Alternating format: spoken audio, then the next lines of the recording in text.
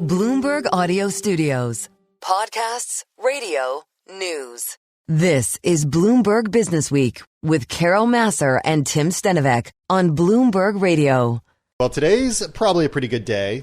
It's as good a day as ever to talk about leadership. We saw here in the U.S. this week the inauguration of a new president and administration. Carol, you and I, 24 hours ago, were covering that. We're still covering the president's first full day. We do wait to hear from him as he plans to speak with tech executives to make a big infrastructure announcement at the White House. We'll bring you those comments as we do get them.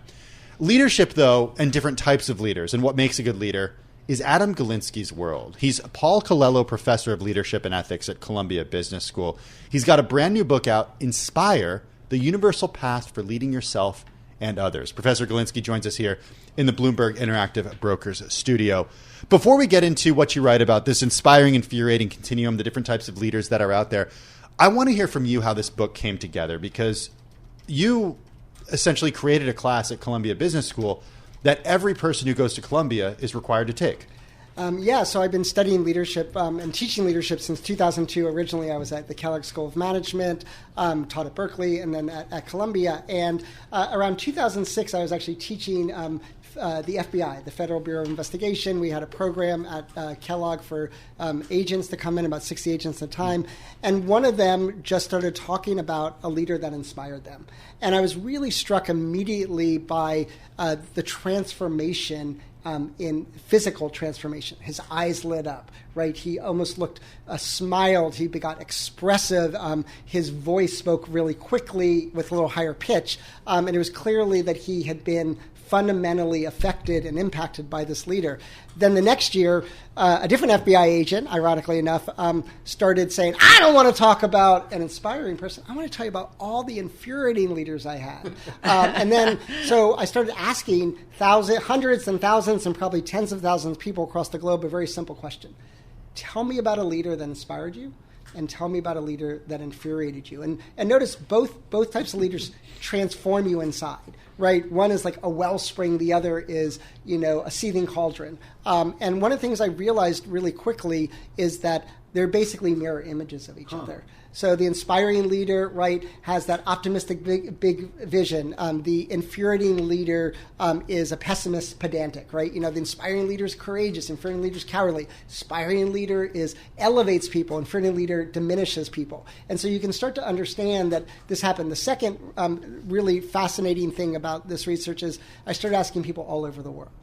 So every continent that you can think of, dozens of countries. And what I discovered was there wasn't a single inspiring or infuriating characteristic that wasn't mentioned in every single country in the world. So there's something universal in the very tapestry and fabric of the human mind that really captures this. Anything between men and women differences?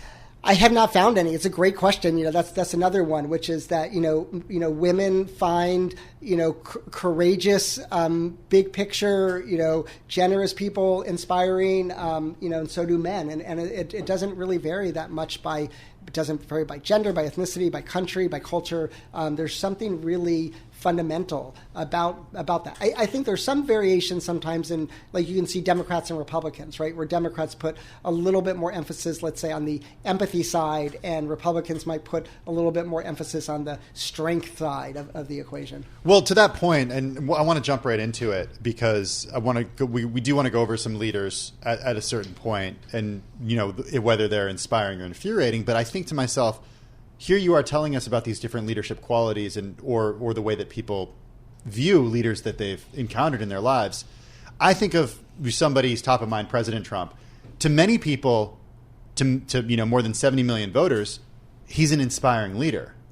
To many people who didn't vote for him, and even some people who've worked in previous administrations, in his previous administration, he's not. He's an infuriating leader. How can one single person be both of those things to different people? So I'll say three things about that. The first is that one of the things that I think my research has discovered is that there's these three universal factors, and I'll sort of go through them talking about Trump in a second, but it also tells us something fundamental. We're not inspiring, infuriating, born that way, and we're not forever that way. We can be inspiring today and infuriating tomorrow, and we can be inspiring in some dimensions and infuriating in other dimensions. So in some ways you could say all of us every one of us is both inspiring and infuriating, or has the potential to be both at different times, right? And so I think that's one thing. The second thing I would say is that there's two things about Trump that I think everyone would agree with. One is that he has a simple, compelling, visual vision that everyone can understand, right? Make America great again. It's even an acronym, right? And the second thing is that no one will contend with the fact that he presents himself as a strong and courageous protector. And two is that he comes across as authentically passionate. And so those two are to the fundamental of like how we are in the world, this exemplar thing. And so he has this very clear vision, and he is very clear, presents himself as this strong, courageous, passionate, protector. Now, where he falls on the infuriating side is, I think, two things. Some people find the vision itself to be infuriating, like exclusionary. It only includes a certain category of Americans, for example, and find it to be maybe harsh. And then the second thing is, I don't think any person would argue with the fact that the three universal factors are being visionary, how we see the world, being exemplar, how we are in the world, and then the final one is mentor, how we treat people in the world. And I don't think anyone would argue with the fact that Trump doesn't treat people very well. Right, he had more turnover in his first term than any other president in terms of the main leaders within his administration. He is notorious, right, for throwing people under the bus, right? And when I ask people around the world, describe an inspiring leader, it's always someone who shares success but takes on blame and burden. But with Trump, right, he forever steals success. It's me when things go well, and it's you when it goes bad. Well, and yet, step back for a second, and whether he took accountability for this or said that, some of the policies that he implemented or had people implement, whether it's tariffs on China, many would say this was long in coming. Like, there are certain things he's done that actually people applaud him for, right? And those tariffs with China and pushback on China carried over to the Biden administration. Now we're like getting ready for kind of what comes next. But I'm just saying that, is it only inspiring leaders that actually get some stuff done? Is it infuriating leaders also? And, or leaders that maybe, people don't want to be around, that still bring about some changes? Absolutely. I mean, I think if you look at some of the most famous leaders in our world, for example, Steve Jobs, right? Even in some ways, Elon Musk, right? That they fit that mold of being sort of, very clear vision, authentic and passionate, but not always treating people very well, right? And so those people might be great top of the top leaders, but they wouldn't be very good managers, for example, and I think that really makes a difference. One thing I'll say about Trump, though, is that the things that he's concerned with, he's very good at recognizing what other people's concerns and fears are, right? And so he's able then to package those in a way, like, I think everyone would agree we need to have a very clear immigration policy to have an effective United States. Now, we may disagree with some of those elements, but he's very good at simplifying it, right? Like, we need to shut our border down, to figure out what's going on, and we could maybe then sensibly reopen it at a later point. And I think you see that. The trans issue is another one that he really expertly understood, which is that people are concerned about fairness in athletics. They're concerned about, could someone show up in a bathroom that would make me, could a man show up in a woman's bathroom, using this issue as a ruse? And so he understood people's fears around that and was able to articulate them well. What do you think corporate leaders need to do going forward? Because often they'll have their employees say, listen, I'm uncomfortable. I don't think of our, employee base as male or female. I think there's other choices. Yep. What do you think how this is going to play out in corporate America? I mean, that's a great question. I mean, I'll say the first thing I'll say is I do think that one of the reasons why Kamala Harris lost the election was two things that are around vision. She never articulated the true state of the economy, which was that it was much better than it's the economy stupid, right? Like there's a reason why people say that. She didn't defend it. She didn't come out and say, prices are higher than they should be, but she should have said every single day about job growth. That's what Trump would have done, right? Every single day. And the second thing is she never articulated at any point what her vision around, let's say, gender identity was. Like, I have no idea. Like, I know that she generally supports the rights, but are there limits to that? Like, what is the fabric of that? Like, Trump was very clear. And when you look at some of the exit polling, you see two things. People had accurate information on the economy, voted for Biden. and they voted for Trump if they didn't. And if they're concerned about the trans issue, they voted for Trump. And so I think those are two things. Now, what should corporate leaders... Well, I was just going to say, we have plenty of time, at least until we start to hear from the president, and we are awaiting that at the White House. I do want to ask, because your book, it's not just about leaders on the international stage and leaders in the boardroom. I mean, you talk about parenting and being a leader in the home. What are some takeaways that people who are not necessarily in managerial positions right now can take from the book? Yeah, well, I coined a phrase that I use in the book called the leader amplification effect. And the leader amplification effect is that when you're a leader, you're essentially on stage, eyes are on you. And one of the things we know from cognitive psychology, and I know you've had a lot of cognitive psychologists on this show, is that attention amplifies signals. So, and then those also intensify reactions. So when you're on stage, your signals, whatever, they could be verbal, nonverbal, good, bad, small, big, are going to get amplified, and then people's reactions are going to be intensified. And so what is a leader? Well, a leader is someone who has power and status. Those are two of the things I've studied the most in my career, social hierarchy for 20 years. And essentially it's someone with some authority, right? And also people look up to that person. That's what parents are. Right, parents they have authority over their kids, and their kids generally look up to them, or at least look to them for information. And so I've coined a phrase that I call the parent amplification effect, a corollary of the leadership, which is like they pick up on things. I'll tell you a very short story about this that I really love, about a former doctoral student at Columbia who worked with some people you've had on, like Sandra Motz. But when she was 12 years old, she overheard her mom say to someone else, both girls are great at piano, but I can't remember right now. Her sister's name, has a real knack for it. Abby, I think, was her sister. Abby has a real knack for it. And she was so incensed, she never played piano again. She was like, basically, F you, Mom. You think she's got better things? And, I saw her mom, and this is what's great about the leader amplification effect, is that we can be totally unaware that we're having this impact. And I told her mom the story. She's like, I had no idea why she quit piano. Like that happened like 20 years earlier. And Barry Salzberg, he was CEO of Global Deloitte. About 6 months after being CEO, he noticed there was bananas at every meeting.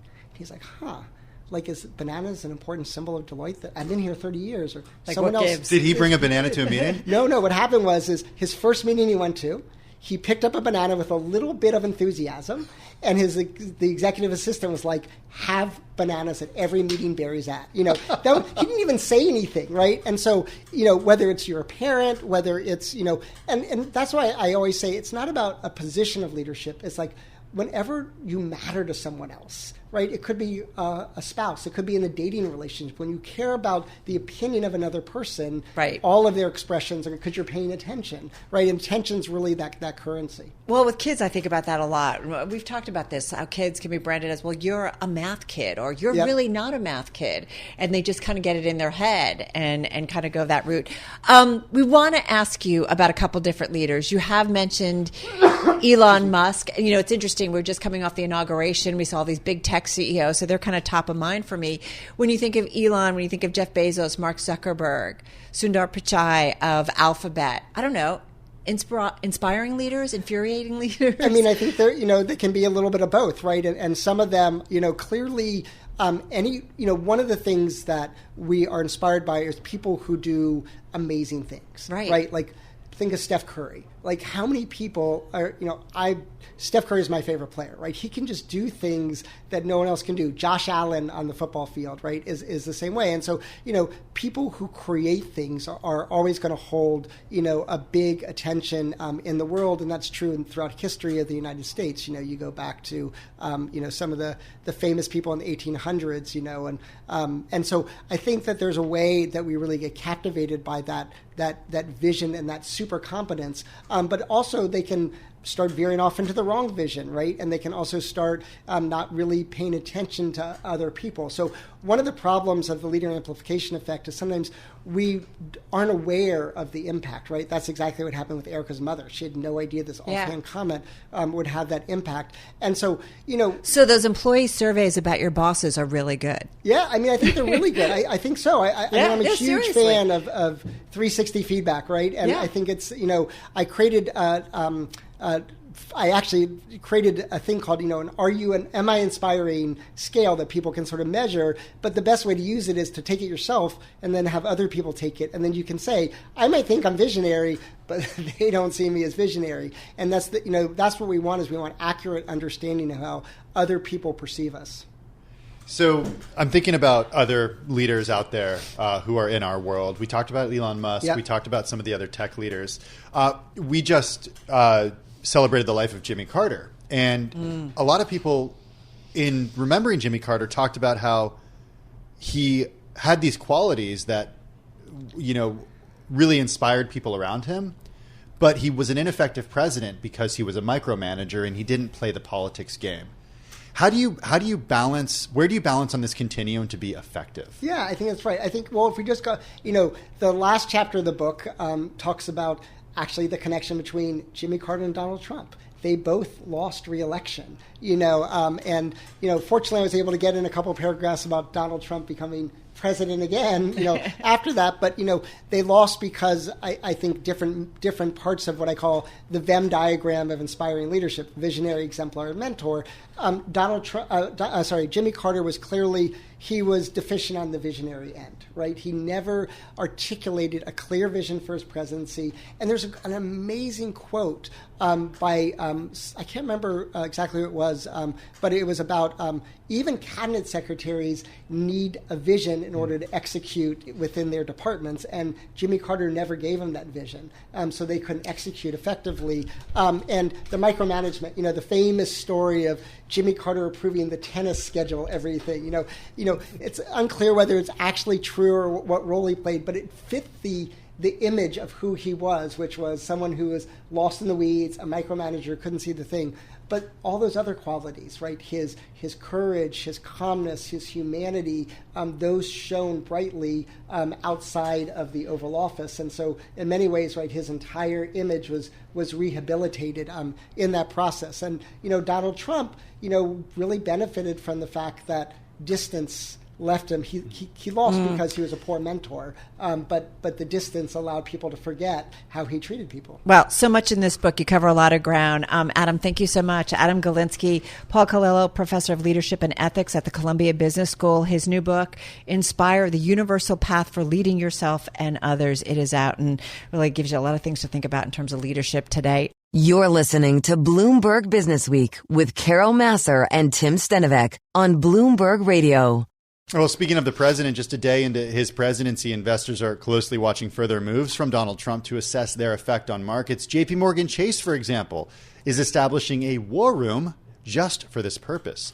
Exactly how policy proposals will play out is not clear yet. For example, shares of companies with tariff risks largely shrugged off the threats, at least for now, today in response to what was reported yesterday. For an idea, though, of opportunities, we bring in Kristy Akullian. She's head of iShares investment strategy over at BlackRock. She joins us from San Francisco. Let's talk themes for this administration, Kristy. Where are you bullish? Yeah, absolutely. And Sam and Carol, thanks for having me. It's great to be here. I think that the broad theme of the investment outlook that we just put out for 2025 is really that we're risk on.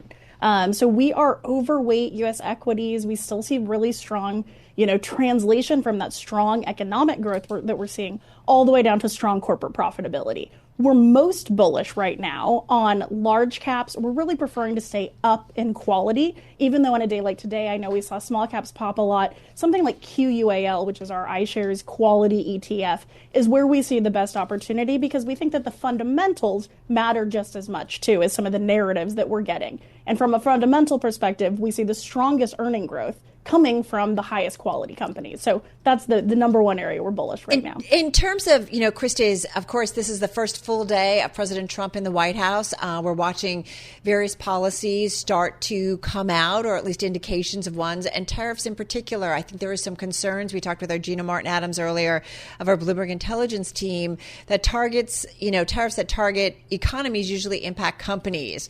So if you target something like Canada, which the president seems to be indicating or possibly talking about, U.S. auto companies are going to feel it. All of this then ultimately impacts the companies, maybe impacts operating margins. So how do you roll that into your optimistic view? Yeah, I mean, our optimistic view is certainly not without risk. So we're certainly focusing on trade policy as one source of unknowns, immigration policy as another, and then potential for deregulation. So I think it's a little bit of a mixed bag in terms of the direction that can have of economic growth. If we look at kind of back to the macro here, we're focused on fundamentals, even though the headlines are going to move us around quite a bit this year. What we've seen in terms of inflation looks benign, right? We got CPI data last week. That was the lowest core reading month over month since July. The path that the economy is on right now feels good. So that underpins a lot of our bullish outlook.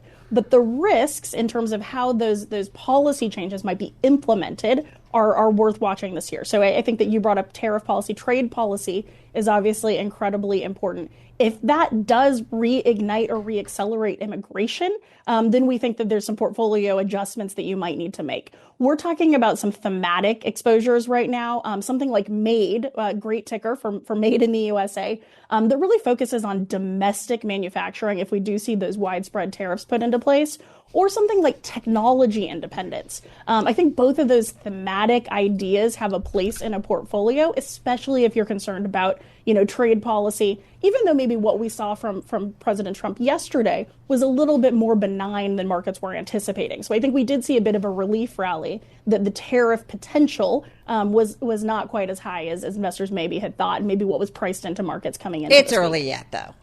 It's still early. Yeah. Okay, so what about when it comes to international? Obviously, you're bullish on U.S. That's not a contrarian position right now. We hear, I've lost track of the number of times, Carol, I've heard people talk about U.S. exceptionalism in recent months. It's certainly a theme for the year. International equities, though, they are less expensive relative to their U.S. counterparts. What's the opportunity there? Yeah, absolutely. So we think that you need international exposure in your portfolio for diversification. They're just different sources of risk and return, and that is important, especially to your point in this environment where we're overweight and we're enthusiastic about the opportunity set in the U.S., but so is everyone else. So I think that the benefit you get from adding to international is those lower valuations. In terms of the way that we think it's sort of best expressed right now, again, kind of leaning into that quality notion, but internationally, we like international dividend payers. So companies, that screen a little bit higher quality, that can pay that dividend and a steady dividend over time. We also think it's an opportunity for active management because it is a environment that is changing quickly and on a path of global divergence in terms of global growth. I think you need to have sort of high conviction in some of the areas of opportunity that you see. So we do like international, even though we're overweight the U.S., but I think the best opportunity there leans in screening a little bit higher quality, and dividends is an interesting way to do that. Something like BIDD, which is our active international dividend fund that we just launched. I think that's going to be a really interesting one for this year. Kristy, you get to see, right, the big picture, right, in terms of what's going on in the ETF industry and specifically in terms of BlackRock flows. I mean, the ETF industry saw a record flow of about $1 trillion into ETFs in 2024. What are you seeing in terms of flow so far here in 2025? Where is the money going? Where's the money maybe flowing out of? Yeah, absolutely. So to your point, the first $1 trillion year for U.S. ETFs, which is just a huge milestone. So I think that's really interesting. A big part of that was driven by newer asset classes and newer exposures. So obviously, cryptocurrencies and spot Bitcoin ETFs that were launched last January, just about a year ago, took up a lot of the attention and took up a lot of the flows. But I also think that, what we're seeing right now in this environment that is overall strong, but not without risks, we're seeing investors lean into some more niche areas of the market, something like outcome products and outcome ETFs. I think that's an area of focus where we've seen some flows. We tend to see flows follow performance. You certainly saw that in the last quarter of 2024 and Q3 as well in terms of small cap. You saw large inflows to small cap. Some of that has reversed, and we've seen that continue to reverse a little bit more. It really is underscored by our preference for being up in quality and large cap, that we think the fundamentals can catch up to some of those smaller cap names where we're seeing investors maybe get out of or take profits. When you talk about outcome ETFs, just to clarify for those who may not be in the know, that's when you kind of use options, right, to achieve various goals? Yeah, absolutely. So, we have different forms of buffered products. I think is probably the most popular there. So whether you want to, protect yourself to the downside of a 5, a 10, or 20% drawdown, the being able to use options to be able to trade away some of your upside potential in exchange for really locking in more certainty of outcome on the downside. I think that's been a really interesting conversation with investors, especially in this world where we're not seeing the same diversification benefits from bonds.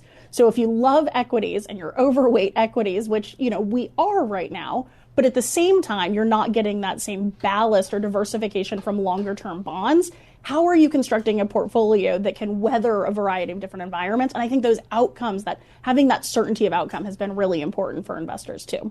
Kristy, how should people think about overlap with the S&P 500 in an ETF with the USA Quality Factor ETF? The QUAL is the ticker.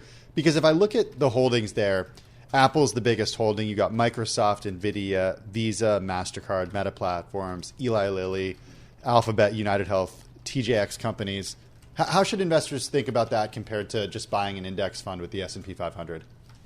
Yeah, a couple different things. I think quality is as much about what you don't own as what you do. So qual is a little bit more concentrated, and you're going to see some similar exposures to just the broad-based index, but they're held at different weights, and they're really screening out some of those lower quality companies. So I think that's the important thing. The other thing too, though, is just when you look at an ETF, it is really important to know what you own. The way that we construct our factor ETFs, so quality is one of them, is sector constrained. So it's giving you a representative slice of the market. It's not just giving you an entirely technology fund because technology stocks screen high quality. Really importantly, it's giving you the highest quality companies within each sector. So I think knowing whether it's a substitute for an S&P 500, augmenting it is important. And the way that it is constructed is meant to be sort of a core holding. Kristy, just got about a minute left here. A story that we've been looking at in the ETF world, Raymond James Financial entering the ETF market through its asset manager division. They have a vast network of financial advisors who up to this point were probably offering things like BlackRock ETFs. We are increasingly seeing others get into the ETF industry, and especially those with their own financial advisor network. More competition, does that make it a little bit tougher for you guys? Well, I think the general trend that we saw in terms of the $1 trillion of flows just means that the overall pie is getting bigger. So, competition is not bad. We lean a lot into our reputation and brand and the really full suite of product offerings that we have. So really feeling very confident about ETF flows this year as well. All right. Cool stuff. Great overview. Kristy Akullian, she's head of iShares investment strategy at BlackRock, joining us on this Tuesday from San Francisco.